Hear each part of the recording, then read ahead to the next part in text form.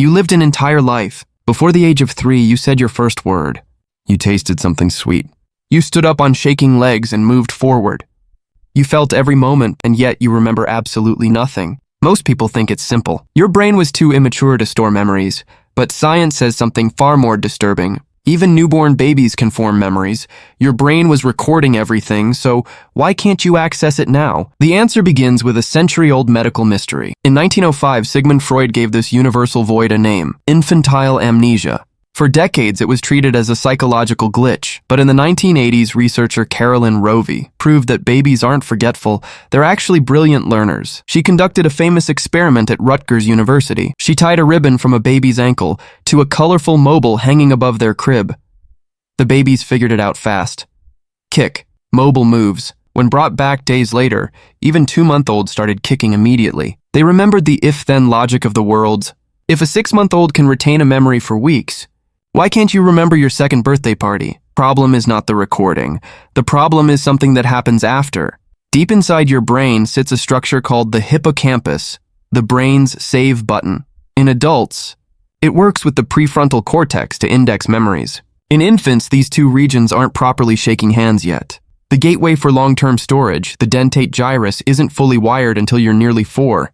This is the half story. Scientists recently discovered that the very thing building your brain is also what's erasing your past. In 2014, neuroscientists Sheena Jocelyn and Paul Franklin proposed a radical theory: neurogenesis. The birth of new brain cells is an act of destruction. In your first few years, your hippocampus is a construction site operating at 1,000% capacity. It is pumping out new neurons at a rate you will never experience again. While this allows you to learn at a superhuman pace, it comes with a massive cost. As these new neurons force their way into existing circuits, they disrupt the old connections, the ones holding your early memories. Imagine trying to save a document on a hard drive that is physically rearranging its internal wiring every 5 seconds. The data isn't just lost. The tracks it was written on have been pulled up and replaced. Your memories weren't forgotten. They were overwritten by the sheer force of your own growth. Yet, even if the hardware stayed still, you'd still face a psychological wall.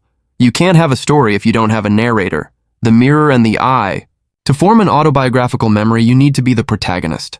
But for the first 18 months of your life, you didn't even know you existed as a separate entity. Psychologists use the Rouge test to track this. If you put a red spot on a baby's nose and show them a mirror, those under 18 months will reach out to touch the other baby in the glass.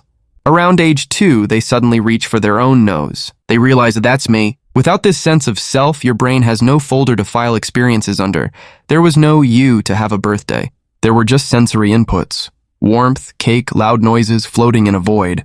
This leads to a haunting realization. If the brain that held those early years was physically dismantled and the self didn't exist yet, was that baby even you? But there is one final tool required to lock a memory in place, and it's something you had to learn from the people around you. Language doesn't just describe your life, it provides the scaffolding for it. Researcher Catherine Nelson found that before we have words, our memories are just raw, disorganized sensory data, smells, textures, and flashes of light. Once we start narrating our lives, we freeze those experiences into stories. This is why culture plays a massive role. In cultures that emphasize personal storytelling, like the Maori of New Zealand, first memories often reach back to age 2.5. In cultures that focus less on individual narrative, memories start much later. The missing chapter at the start of your life isn't a failure of your biology. It's the result of a violent, beautiful transformation. Your hippocampus was under construction.